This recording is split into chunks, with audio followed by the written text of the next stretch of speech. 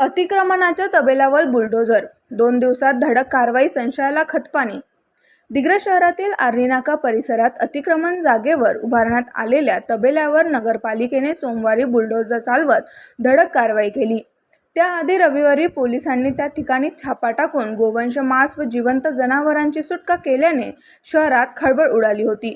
मात्र सलग 2 दिवसात झालेल्या या वेगवान कारवाईमुळे आता अनेक प्रश्न उपस्थित होत असून संपूर्ण प्रकार संशयाच्या भोवऱ्यात सापडला आहे.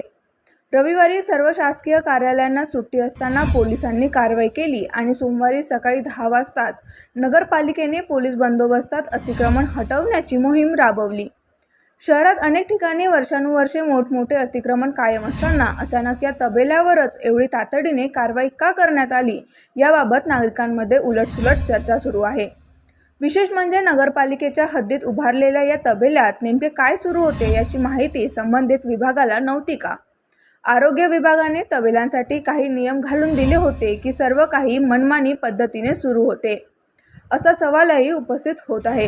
गोवंश मांस प्रकरण उघडकीस आल्यानंतरच नगरपालिकेला अतिक्रमणाची आठवण झाल्याने प्रशासनाच्या भूमिकेवर संशय व्यक्त केला जात आहे. या कारवाईपूर्वी नगरपालिकेच्या नव्याने निवडून आलेल्या सदस्यांना विश्वासात घेण्यात आले का? कोणती बैठक किंवा ठराव झाला होता का? संबंधितांना नोटीस देण्यात आली होती का? की थेट बुलडोझर कारवाई करण्यात आली? असे अनेक प्रश्न आता चर्चेचा विषय ठरत आहेत.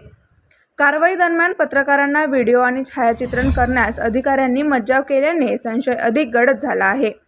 मंगळवारी त्या जागेवरील उर्वरित बांधकाम साहित्य हटवून जागा सपाट करण्यात आली. अवघ्या 3 दिवसात घडलेल्या या घडामोडींमुळे प्रशासनाच्या कार्यपद्धतीवर प्रश्नचिन्ह निर्माण झाले असून संपूर्ण प्रकरणाची वरिष्ठस्तरीय चौकशी करण्याची मागणी नागरिकांतून होत आहे.